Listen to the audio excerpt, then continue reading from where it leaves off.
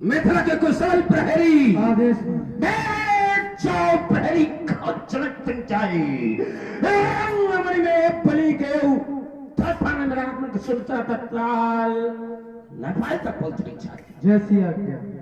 महाराज की जीवन की जय जयकार हो। महाराज मिथिला रंगशाला में लंका के भगवान कंचन नगरी सम्राट श्री रावण जी का आगमन हुआ है और मिलने की जिज्ञासा करते हैं। भाग्य श्री रावण जी का चले उनका स्वागत ही नहीं, पूजन वंदन अभिनंदन। माता केकसी की कोख को धन्य बनाने वाले अप्रतिम योद्धा भगवान श्री भोलेनाथ के परम उपासक इस मिथिला के अतिथि हमारे अग्रज श्री रावण जी आपके श्री चरणों में सीधत्वजनक प्रणाम कर रहा है। और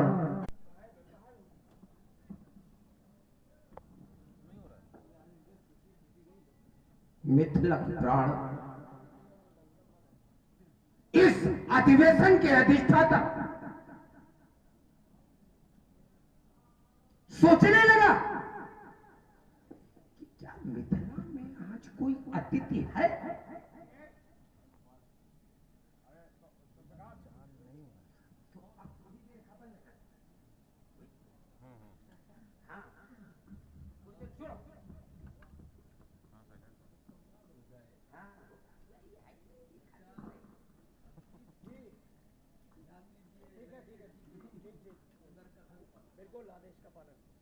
क्या आज कोई मिथिला में अतिथि है?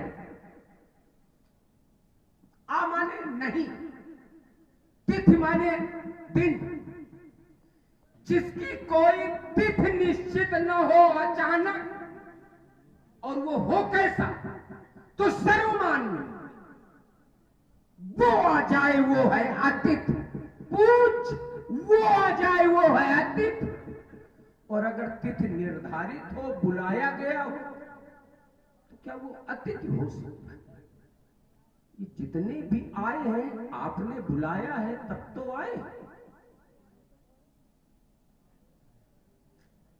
ठीक है, कुछ मुस्कुरा रहे हो, कुछ कहना चाहते हो? फिर भी तुमने मुझे प्रणाम किया है तो हमारा नैतिक कर्तव्य है कि तुम्हें आशीर्वाद दें। शुभाशीष, शताशीष, सहस्त्राशीष, लक्षाशीष, आशीष, कोट आशीष।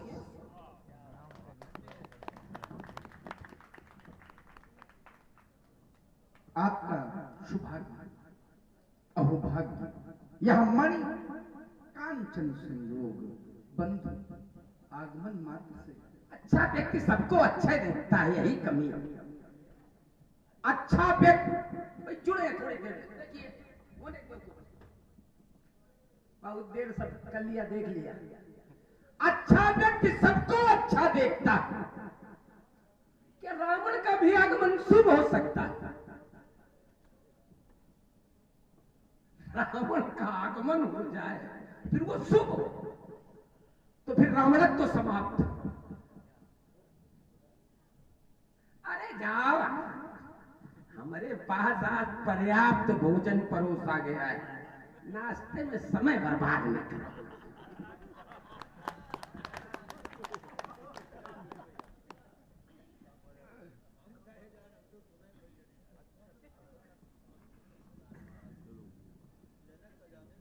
भगवान भूत भावन शंकर के पावन पिनाक, प्रथम तो मेरा प्रणाम स्वीकारें।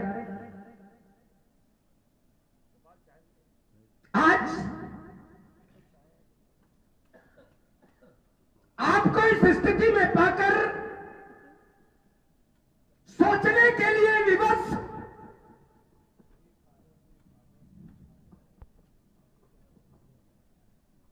जब जब व्यक्ति ने ऊंचाई पाई है,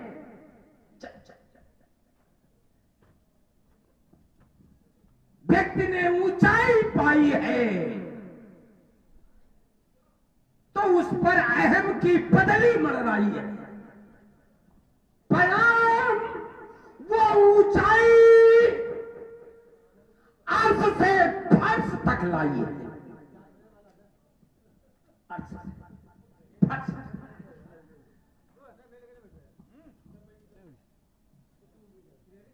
इनकी समझम तो ना आ रही है, गड़बड़ तो ये पहले तो जोड़े पर ही वर्ष क्या है। अर्थ से फर्श तक लाई।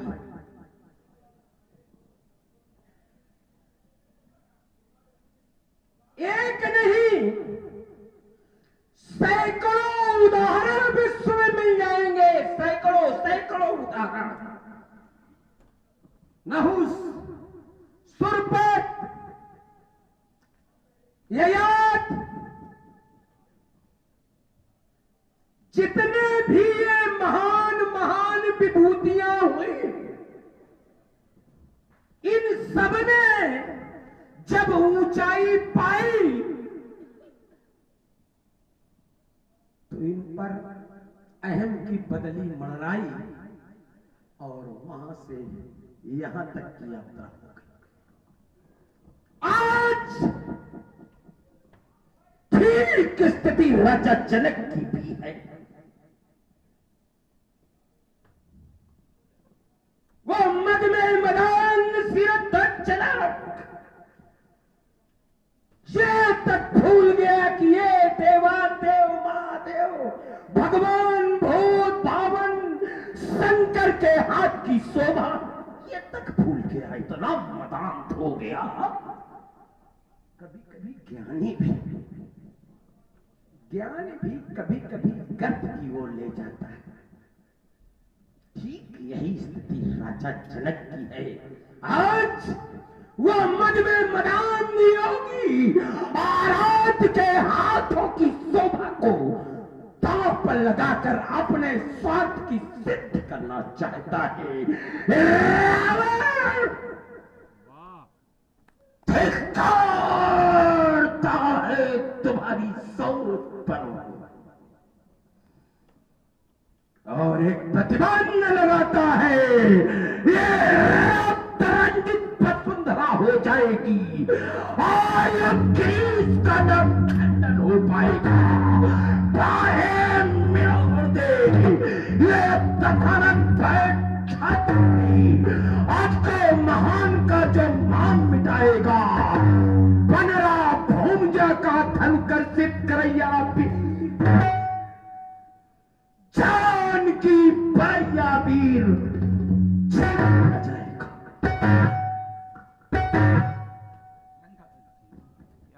लंका के सम्राट उद्भट विद्वान वेदक की बाहुबली श्री रावण जी, जय श्री शंकर भगवान। आह बल तने बल सुमन शोणित पुराधीश महाकाल बाल, जय जय श्री महाकाल की।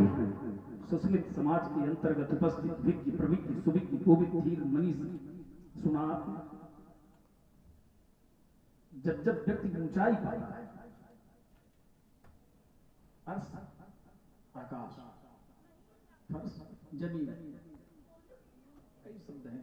अब्र, अन्य भाषा है, इसका प्रयोग नहीं करना चाहता। विचार कर, आपका जो कथन है इसके मूल को आप बुलंदी हो, बुलंदी सी तो वो मशहूर करती है। बुलंदी हो, बुलंदी सी तो वो मशहूर करती है। अगर हद से ज्यादा हो तो वो मगरूर करती है। तो जिन व्यक्तित्वों के विषय में आपने टिप्पणी की, उनकी ठीक यही स्थिति थी। जिस ऊंचाई को पाने के अधिकारी नहीं थे, वो ऊंचाई उनको दी। सच्चाई ये है, सांसारिक उपलब्धि पाने पर व्यक्ति में गरूर आता है, लेकिन जो आध्यात्मिक ऊंचाई पाता है वो कभी फर्श पर नहीं आता। और आपने जितने व्यक्तित्वों का दर्शन दिया, ये सब भौतिक उपलब्धि वाले हैं। आध्यात्मिक उपलब्धि वाला इनमें कोई नहीं। हाँ, जिस व्यक्तित्व पर आपने आरोप लगाया, ये आरोप उस पर उचित हो, क्योंकि उसके लिए लिखा गया जासु ज्ञान रवि। तो सूर्य में ग्रहण तो लग सकता है, लेकिन सूर्य को बुझाया नहीं जा सकता। इसलिए श्रीमान जी अल्पकाल के लिए उसका प्रभाव तुम्हें भले लगता हो कम हुआ। चलो नगद नगद हो इसी पर। आपने कहा कि जब व्यक्ति भौतिक ऊंचाई पाता है, दो शब्दों में बांटता है, भौतिक ऊंचाई पाता है तब यात्रा उसकी अर्थ से फर्श के लिए होती है। लेकिन जब आध्यात्मिक, चलिए मैं एक ऐसे व्यक्तित्व का नाम ले रहा हूं, नारद, जिसको ऊंचाई, आध्यात्मिक ऊंचाई मिली।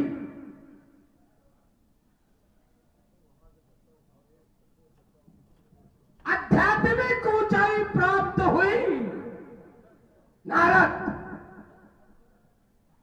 और यात्रा बंदा झटकी के होगी। अल्प विराम। बढ़िया, इसके विषय में क्या कहूं, जय बहुबार नचावा मोही, यहीं से उत्तर है। नारद ने स्वयं स्वीकार किया है कि हमें माया ने एक बार नहीं अनेक बार नचाया। और उनके विषय में महात्मा कबीर जी ने साक्ष्य दिया है, भाग्य बाबा बिलैया, ब्रह्मा पर झपटी, विष्णु पर झपटी और नारद मुनके लगाए दई। ये अध्यात्मिक ऊंचाई है, जिसे विजेता का अहम हो। ये भौतिक ऊंचाई है, आध्यात्मिक ऊंचाई नहीं है। आध्यात्मिक ऊंचाई में विजेता का भाव नहीं होता। विचार, इसलिए नारद ने काम को जीता। राम को जीत लेते तो आध्यात्मिक ऊंचाई थी, काम को जीतने से आध्यात्मिक ऊंचाई नहीं मिलती। यद्यपि काम को जीता नहीं, जीता काम अहमिक मनमाही, उनको ऐसा लग रहा है कि हमने काम को जीत लिया। इसलिए श्रीमान जी जिसे आप आध्यात्मिक ऊंचाई कह रहे हैं, ये भौतिक ऊंचाई है। अच्छा, काम को जीतना भौतिक ऊंचाई है। काम को वही जीत सकता है जो राम को जीत लेगा। इससे लिखा, अब क्या बढ़िया उत्तर, इतना बढ़िया सजा दिया, सब लोगों ने खोपड़ी हिला दी। काम को जीतना इतना सरल है, काम को वही जीत सकता है जो राम को जीतेगा। यही से प्रमाणित, यही से बिल्कुल सीधा जुड़ा हुआ है। जिस समय काम का कोप व्यापा तो हुई क्या स्थिति? अबला बिलोकई पुरुष में, पुरुष सब अबला मई। कल बचा कौन? तो कंजे राखाई, खाली स्थान भर लेना। खाली स्थान हम देंगे आप। साधुवाद, धन्यवाद, इसीलिए बुलाए जाते हैं। तो जय राखाई, हम खाली स्थान छोड़ते हैं, भरना तुम। तो तेही उबरे तेही काल मां, अर्थात जो राम को जीतेगा वही काम को जीत सकता है। और वो काम को जी, भाई रुको, इससे थोड़ा अब हिंद तो मामला फंसा। उन्होंने काम को जीता, अर्थात राम को जीत सके। बड़ी अच्छी बात है, यहीं से समझ लें आप। पहले काम को जीता जाता तब राम को जीता, और आप उल्टा पड़ा है। जहां काम तहां राम नहीं, और जहां राम नहीं काम। अगर राम थे तो काम ने क्यों सताया? जहां राम तहां काम नहीं। अब इस खाली स्थान को आप भर बढ़िया कह रहे हैं, तो फिर वहां काम व्यापा क्यों? जो जीव की, जहां वो बात कहोगे तो वहां तो गड़बड़ है। वहां तो उनको भी काम सताया जिन्होंने सबसे पहले काम को जीता, उनको भी काम सताया। और जबकि राम के वही अनन्योपासक। विषय तो ये है कि आध्यात्मिक ऊंचाई तो क्या उनसे भी ज्यादा, उनसे तुम्हारे उन्होंने सबसे बड़ी ऊंचाई। लेकिन राम के बाद उनको भी काम। ये आवश्यक नहीं कि जिसके अंदर राम है वहां काम न हो, ये गड़बड़ न करो। हाँ, बात आपकी थी, हम वहां नहीं जाएंगे, हम सीधी आपकी बात पर चोट कर रहे हैं कि ये क्या आध्यात्मिक ऊंचाई नहीं है। अरे आध्यात्मिक ऊंचाई यहां तक कह दिया गया, त्रिकालज्ञ सर्वज्ञ तुम, त्रिकालज्ञ सर्वज्ञ तुम, गति सर्वज्ञ तुम्हार। ऐसा व्यक्तित्व है वो, अगर उसे आध्यात्मिक ऊंचाई नहीं कहोगे तो आध्यात्मिक ऊंचाई यहीं से उत्तर। गति सर्वत्र तुम्हार। गति वो करता है जो लक्ष्य नहीं पाता, और जो लक्ष्य पा लेता है वो स्थायी हो जाता है। विचार करें, मैं एक उदाहरण दे रहा हूं और ऐसे उत्तर करना। ध्रुव सगलानी जप्यो हरिनाम तो पायो वचल अनुपम ठाऊं। क्या ध्रुव महाराज आज तक पतित हुए? जिस ऊंचाई पर पहुंचे, ध्रुव तारा का क्या पतन हुआ? तो जो लक्ष्य पा लेता है वो गति नहीं करता, और जो गति करता है वो अभी लक्ष्य नहीं पाया, भटक रहा। इसलिए श्रीमान जी उनके लिए लिखा गया, जो आप चाहे जो कुछ पढ़ें लेकिन इस सूत्र को काट नहीं पाएंगे। जहां राम तहां काम नहीं। जैसे काम, क्रोध, लोभ, मोह, मत, मत्सर, ये भौतिक विकार है। ये भौतिक विकार जो इनको जीतता है, इनको जीतने के बाद ही राम को जीत सकता है। और आप कहते हैं जो राम को जीत ले वो काम को जीत सकता है। बस यहां उल्टा कर रहा है। खट विकार जित अनक अकाम। जो इन 6 विकारों को जीत ले वो अनक है, वो अकाम है। इसलिए श्री राम जी नारद जी से यही चूक हुई। तो जो आध्यात्मिक ऊंचाई पाता है वो कभी पतन की ओर नहीं जाता है, जो भौतिक ऊंचाई पाता पतन सिर्फ उसी का होता है। और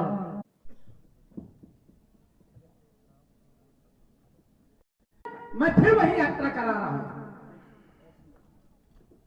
काम को वही जीत सकता है जो राम को जीत लेगा। वही सीधे जुड़ के काम को वही जीत सकता है जो राम को जीत। और मैंने 2 उदाहरण दिए थे, एक नारद का, ऐसे काम को नहीं जीत सकता, वही जीत सकता है जो राम को जीत ले, वही काम को जीत सकता है। ये प्रमाणित है, इसको और कहीं ले जाने की जरूरत नहीं। हाँ, जब उनकी माया चलती है, अब असली बात पे आए, तो जब माया उसकी, माया जब उसकी,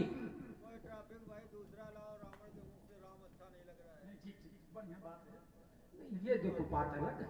चलो कोई बात नहीं, अभी इसी का विस्तार होगा, कोई उदाहरण देकर के बात करेंगे। इसी को मैं जोड़ के दे रहा हूं, बिल्कुल सीधे जोड़ करके दे रहा हूं कि जिस समय, उदाहरण इतना मजबूत है कि भगवान शंकर ने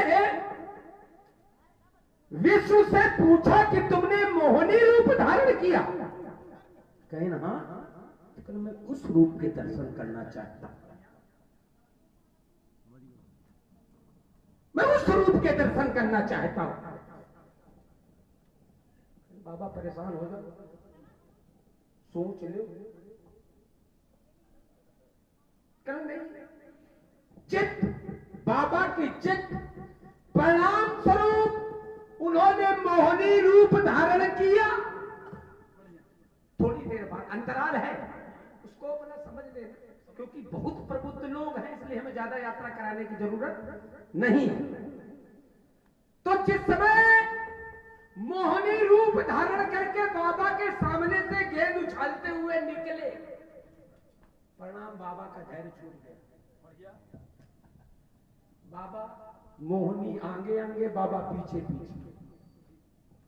काहे? राम का अभाव। सुंदर उत्तर, बड़ा अच्छा लगा। ऐसा कोई उत्तर जोड़ के दे, लेकिन काम सता रहा, विषय उससे भी बड़ा कोई राम का भक्त है। अब यही उत्तर है, देखना। काम ने नहीं, राम ने फंसाया है। विचार करो, बात काम पर हो रही, फंसा राम रही, और राम जिसको फंसा दें उसको सुलझाने की सामर्थ्य विश्व में किसी की। हमारी बात का उत्तर हो गया, तो नारद को कौन फंसा रहा है? सो डारी हम भेद। अब समझो फंसा रहे कौन फंसा रहा? ना उर अंकुरे गर्भ भारी। हमारे भक्त के हृदय में गर्भ का अंकुर हो गया है, उसको मैं उखाड़ दूंगा। क्यों? क्योंकि उनका ये प्रण है, पन हमारा सेवक हित का। क्योंकि सेवक के हित में गर्भ का अंकुर उचित नहीं है। जैसे फसल में खरपतवार उग जाए तो फसल को प्रभावित करता है, इसी तरह से भक्त के हृदय में यदि गर्भ रूपी अंकुर उत्पन्न हो जाए तो भक्त के विकास को रोक देता है। तो भगवान उसके सहायक बन रहे हैं कि फंसा रहे हैं? वहां फंसा नहीं रहे हैं, भगवान शंकर को फंसाया ना, उनको नहीं, उनको सच्चाई ये है सुलझाया है। तो राम जिसको फंसा लें वो कभी सुलझ नहीं सकता, और सच्चाई ये है उनका फंसाना भी सुलझना है। वो जिसको फांस लेते फिर वो उनको कोई नहीं फांस सकता। जिसे माया फांस ले उसे भक्ति छुड़ा ले। चलिए इसकी तुम बात करो, मैं उसी की बात कर। चलिए एक और उदाहरण, अगर इतना प्रशस्ति गाओगे जिनको वो फंसा ले, जिनको वो फंसा, ऐसा कुछ नहीं। वो जब खुद फंसे, नरसिंह जिस समय हिरण्यकश्यप का वध नरसिंह के रूप में उस विष्णु द्वारा किया गया, अहम उत्पन्न हो गया, विश्व विध्वंस कर दूंगा, क्रोध के वशीभूत। तो फिर भगवान शंकर ने सर्वावतार धारण किया, वो अहम हुई किया। बढ़िया बात काहे? सर्वअवतार सुने आध्यात्मिक ऊंचाई खुद है, आध्यात्मिक जिनको तुम बता रहे हो, बहुत ऐसा थोड़ा है। जहां जहां ना चाहो ऊंचाई जिसने जिसने पाई है, यात्रा विश्व में कर लो, जिसने जिनका आध्यात्मिक देखेगा आध्यात्मिक बना, वही वही। चलिए एक और उदाहरण दे रहा हूं, आपको इसलिए उदाहरण दे रहा हूं, दूसरा हो तो डब्बा। ये कह रहा हूं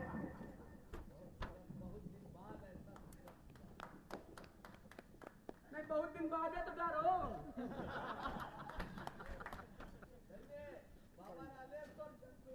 सब उन्हीं की कृपा तो है ही है, वहां तो बरस रही है। जिस समय उमेश गया पाताल लोक, कह रहे काम के चक्कर में इतना पागल हो गया कि वहीं बस गया। तब भगवान शंकर वहां भगवान शंकर ने सर्वावतार धारण करके उस नरसिंह को विश्व के कई चक्कर अपने पल्ले में जकड़ कर लगाए, तब उनकी बुद्धि दुरुस्त हुई। सर्व को हल्का करना चाहिए। तेसक शब्द में सर्व को चुंगल छिड़िया कहते हैं, जो हाथी को लेकर के विपंजी मुड़ जाता। तो बड़ा अच्छा उदाहरण आपका हमें लगा। एक दूसरा भी सुन, दूसरा भी कहें आप, तीसरा भी कहें। परोस केवल इसलिए रहे कि खाने वाला जानते हैं गरिष्ठ से गरिष्ठ भोजन भी हजम कर सकता।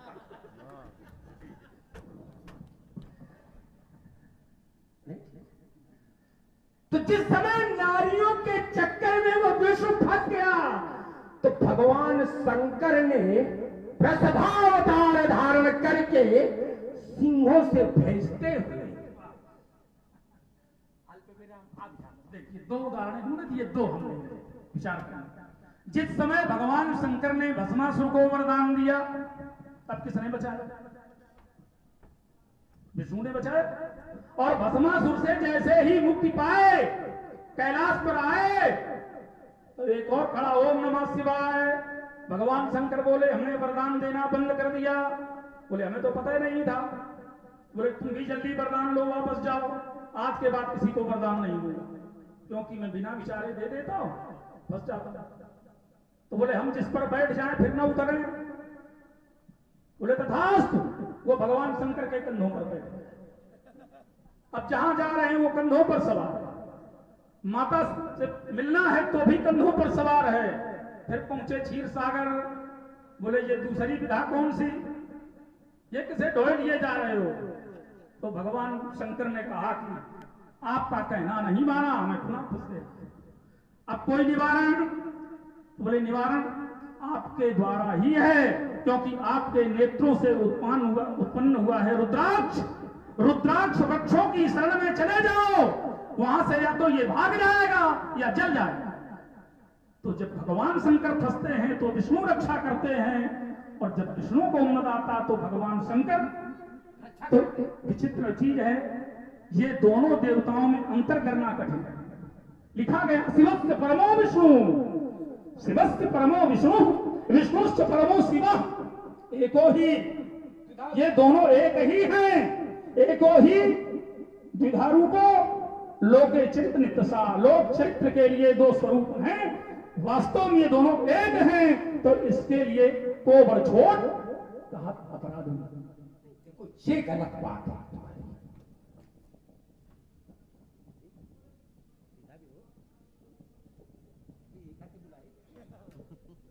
ये बिल्कुल गलत बात है। हो सकता है वो दोनों एक हो सकता है। मानते थोड़ा ना, हमारे लिए तो आराध्य हमारे केवल देवादिदेव महादेव लालेश्वर बाबा की है, बाकी कोई दूसरा नहीं। तुम्हारे लिए हो सकता है, तुम शैव चिन्ह धारण किए हो, धनुष तलवार हो, तुम्हारे लिए तो कुछ भी हो सकता है। तुम लोग स्वार्थी हो, स्वार्थ में कहीं भी जा सकते हो, कभी योगी के पक्ष में तो कभी किसी और। तुम लोगों का कोई भरोसा नहीं। तो हम इसे नहीं मानते। हम भक्तों के लिए जो शैव है उसके लिए शिव सर्वोपरि है और हम शैव है। हमारे लिए तो शिव सर्वोपरि है। तुम कह रहे हो ये विषय ये है ही नहीं। हमारा विषय तो खाली इतना था कि जब ऊंचाई पाई है, फिर वही आए। जब ऊंचाई पाई है, तो जब इन लोग जो ऊंचाई जहां महत्तम है वहीं से इति है, अभी गड़बड़ कर रहे हैं। विषय उदाहरण चाहे तुम दो चाहे हम दो, जब जहां इति है और इनसे गड़बड़ हुई जाए तो फिर राजा जनक का जन कहां लागे घूम रहे। चूक किसी से भी हो सकती है। पहली बात, जिनकी तुम चूक कह रहे हो वो लीला है, लीला को चूक नहीं कहा जाता। पहली बात, अब देखिए तुमने कहा अच्छा उदाहरण दिया था, उससे गलत बात है। आपने दो इतने बढ़िया उदाहरण दिए, हमें कुछ कहने ने दिल पीछे भाई बात है। अभी तो आपने दोनों को एक किया, हमें अलग अलग तो करने दो, जितना कर सकते। राजा छू कैसे अलग अलग नहीं है तो कर लेते। ठीक है, हम जानते हैं आप बढ़िया कहोगे और आप बढ़िया कहोगे, बाकी लोग कहें चाहे ना कहें, दो लोग बढ़िया कहेंगे। राजा छू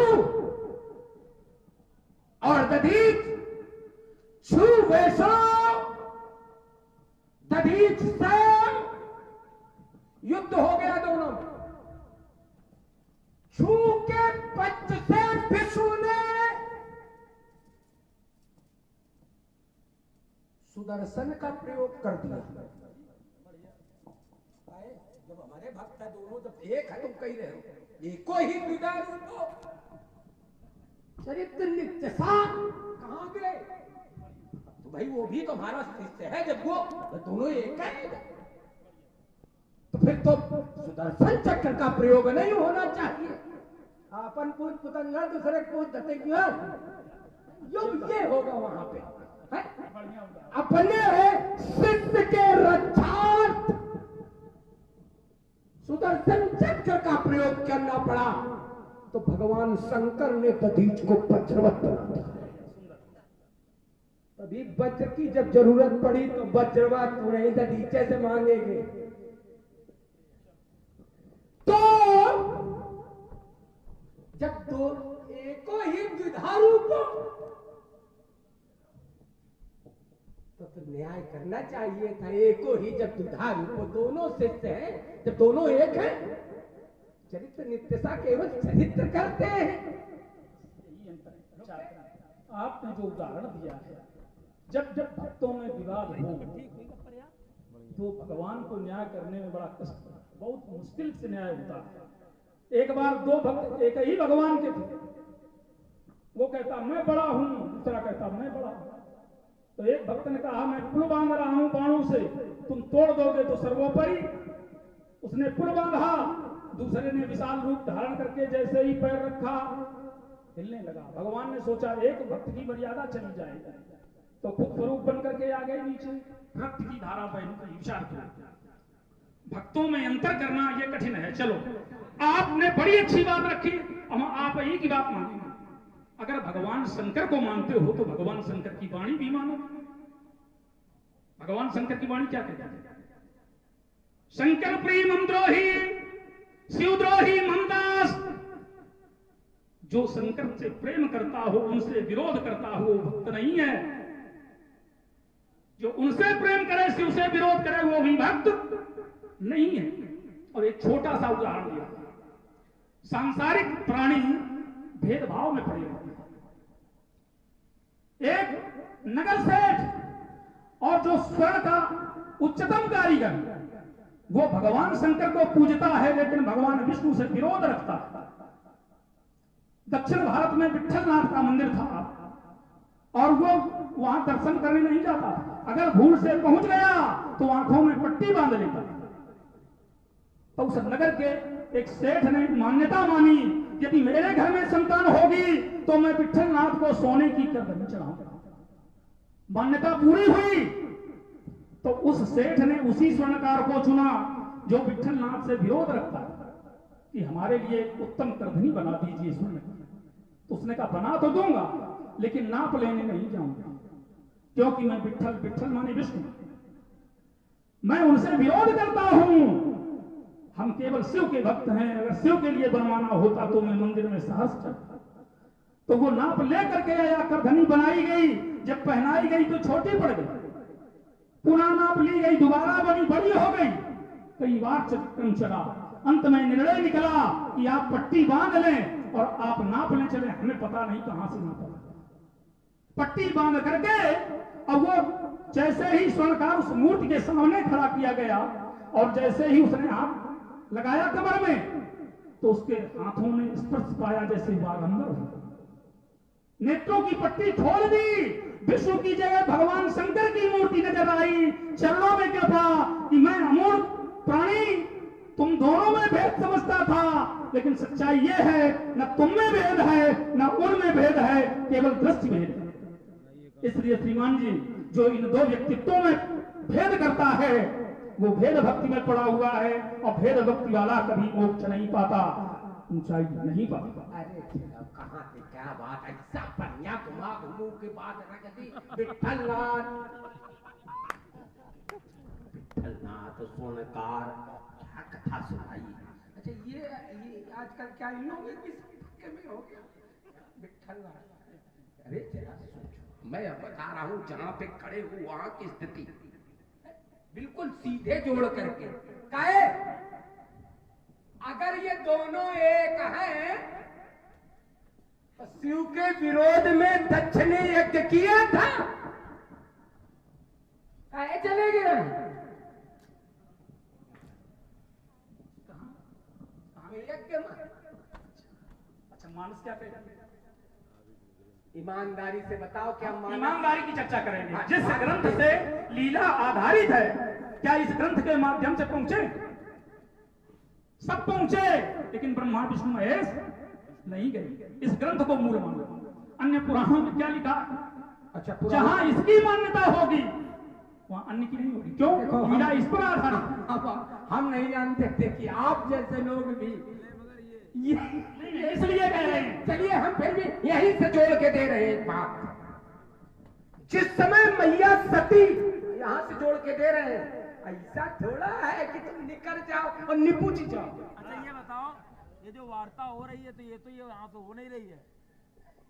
नहीं वो हम ये नहीं कहें, हम ये नहीं कहें, हम ये नहीं मेरी बात, हमारी एक बात ये है, नहीं हम वो नहीं कहेंगे, वो बात छोड़ दी। हम यहीं से बात रख रहे हैं, बिल्कुल नई बात। जिस समय पुराणों में भाई इससे तो चर्चा हो नहीं पा रही है, इससे तो होनी नहीं, गवाई थी तारे। तो अब जो चर्चा होगी वो पौराणिक ही होगी, वैदिक पौराणिक ऐसी ही चर्चाओं नहीं नहीं, हम फिर भी इनकी बात को मानते हुए, जिस समय मैया अपने प्राणांत कर रही है, उस समय वरदान मांग रही है। वरदान किससे मांगा जाता है? वरदान जो सामने हो उसी से मांगा जाता है। वरदान किससे मांगा जाता है? जो सामने हो, जो सामने। और वरदान मांग रही है कि जब जब मैं यह शरीर धारण करूं तब तक हमें वही वर के रूप में प्राप्त हो। तो वरदान किससे मांग रही है? हरि से, अर्थात वहां हरि है। अगर नहीं है तो कैसे वरदान मांग रही है? अल्प विराम लगा के छोड़ रहे हैं, जरा खेलो इसको। क्या कह रहे हो? हरि वहां है नहीं तो कैसे वरदान मांग रही है? बिल्कुल ठीक है। हरि व्यापक सर्वत्र समाना, ऐसा कोई स्थान बताओ जहां हरि ना हो। तो शिव व्यापक सर्वत्र समान कोई तो विषय कहते ही नहीं कि शंकर ही नहीं है। शिव सब जगह शंकर, सब जगह विष्णु, अंतर का तभी तो अंतर नहीं है। आप अंतर ढूंढ रहे हैं, आप अंतर ढूंढ रहे हैं। अब तो हमें ये सहारा लेना पड़ेगा कि अगर ये कह दोगे कि कोई अंतर नहीं है तो फिर तो बातें खत्म हो जाएगी, और फिर तो हम यही कहेंगे कि फिर तो कोई अंतर नहीं, तो वो भी है, वो तीनों है, फिर तो बातें खत्म। फिर के न बुलाने और न बुलाने की कोई मतलब ही नहीं, यही अंतर। सब कुछ वही बात खत्म हो। तो जैसे एक छोटा सा उदाहरण दे रहा हूँ, छोटे से उदाहरण से सारी बात स्पष्ट हो जाएगी। ये आप विद्युत यंत्र देख रहे हैं। फिर कोई देखिए, अगर संसार में फिर कोई दोषी नहीं है, न कोई यश का अधिकारी है, क्योंकि जो कुछ करता है वो करता है। अपराध भी कर रहा तो वो कर रहा है, सब कुछ जब वो कर रहा है, संसार में जो कुछ हो रहा है अच्छा या बुरा, विश्व तीन करता है, गुण दोष में विषय का है यही। ये विषय नहीं, विषय ये है कि वो दोनों एक है।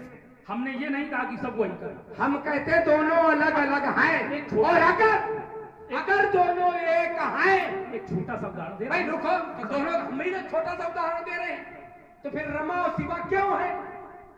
वही हमने कहा था, लोके चरित्र नित्य सा, तो लोक चरित्र का पालन करने के लिए दो विग्रह हैं, लेकिन आध्यात्मिक रूप में वो एक ही हैं। तो अगर लोक चरित्र में दो विग्रह हैं, तो लोक चरित्र में ही छू के साथ ये हो रहा है, और तभी के साथ गलत हो रहा है। लोक चरित्र में ये हो रहा है तो ये लीला है। लीला को कर्म से नहीं जोड़ा जाता, विचार करो। कर्म मानवीय है और ईश्वर का जो चरित्र है वो लीला है। लीला को कर्म से नहीं जोड़ा। जब से एक आपने बहुत अच्छी बात रखी थी कि ये सब जगह व्याप्त है। कैसे? आप देख रहे हैं ये विद्युत यंत्र, इन तारों में विद्युत प्रवाहित है, लेकिन जब तक ये यंत्र नहीं लगेगा क्या उसकी उपस्थिति का अनुभव हो पाएगा? तो हर सब जगह व्याप्त है, लेकिन उनको परखने की सामर्थ्य तो हो। वो यंत्र तुम्हारे पास हो कि तुम उनको परख सको कि वो हर जगह हैं या नहीं। जैसे दूध में घृत समान रूप से मिला हुआ, लेकिन खोजना कितना कठिन है, खोजना इतना सरल नहीं है। इसलिए श्रीमान जी, आध्यात्मिक सत्ता उस घृत की बात यह है जो दुग्ध में मिला हुआ, इसलिए इनमें भेद करना इतना सरल नहीं। देखो कैलाश, ये जो तुम बात रख रहे हो ये बहुत साधारण बात रख रहे हो। जहां दक्षयज्ञ हो रहा है, इतनी सरलता से बात, इस ढंग से उत्तर करोगे तो फिर दधीच का विरोध अनुचित।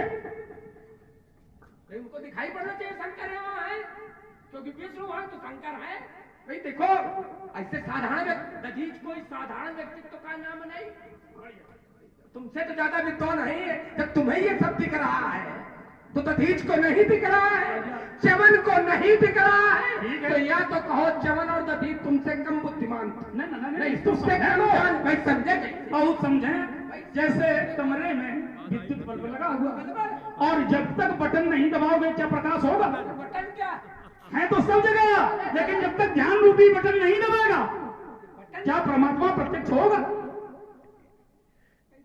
देखिए विशेष बात ये कि उनको प्रकट करने की तुम्हें सामर्थ्य हो तो वो जहां चाहो तहां प्रकट हो जाएंगे। जैसे सुने आप कह रहे हो प्रकट करने की सामर्थ्य हो, दधीच के सामने जिस समय विश्व भिक्षुक बनकर गए, प्रकट करने की इतनी सामर्थ्य दधीच भिक्षुक बन करके गए।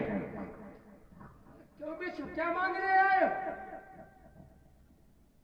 हाथ जोड़कर खड़े हो गए कि मेरी लाज रख लो, मेरी लाज रख लो। तो सामर्थ्य तो इतनी है उस व्यक्तित्व में, तुम कह रहे हो सामर्थ्य तो होनी चाहिए, उस सामर्थ्य होनी चाहिए। अब हम सामर्थ्य की चर्चा करें कैसे? सहे सुरन बहुकाल विषादा तब नरहरि प्रकट किए प्रहलादा। नरहरि को प्रकट करने वाला कौन? हमारे बाबा प्रहलाद। ये है सामर्थ्य। इसलिए श्रीमान जी जहां शंकर का विरोध हो रहा था, क्या किसी भक्त ने शंकर को पुकारा? यद्यपि जहां शिव न हो वहां विरोध होना चाहिए, यही सोच करके दधीच ने विरोध किया। लेकिन भृगु जी ने यज्ञ का समर्थन किया। भाई बात तो हमारी ये नहीं, तो के भाई भृगु को समर्थन नहीं करना चाहिए तुम्हारे अनुसार, और दधीच को विरोध करना चाहिए। तो कहते दधीच को भी नहीं करना चाहिए, जब देखो ही द्विधा रूपा, तुम जानते हो नहीं जानते। इससे थोड़ा इससे काटो, यहाँ तो भृगु गड़बड़, यहाँ दधीच गड़बड़ ना, गड़बड़ नहीं, नियमावली है। अरे यार निंदा सुने जो काना तो होय पाप गोघात, काटे जीव तासु जो बसाई और श्रवण मुंह न तो चली। कितनी विधाएं? या तो तुम में सामर्थ्य हो तो उसकी जिज्ञा काट लो, अगर सामर्थ्य नहीं है तो श्रवण मुंह न तो चली। वही किया था दधीच। दूसरी विधा का पालन किया। क्यों? संत होकर के किसी का वध नहीं कर सकता, तो दूसरी विधा का प्रयोग किया, उस स्थान का त्याग कर। तो जो शास्त्रीय पद्धति है उसी का प्रयोग किया महात्मा दधीच। यही सब शिव भक्तों को करना चाहिए था। शिव भक्तों को क्यों करना चाहिए तुम्हारे अनुसार? तो जब दोनों एक ही रूप है, ये बात हमरा बसौड़े का है, वो निकलेगी नहीं। और आप है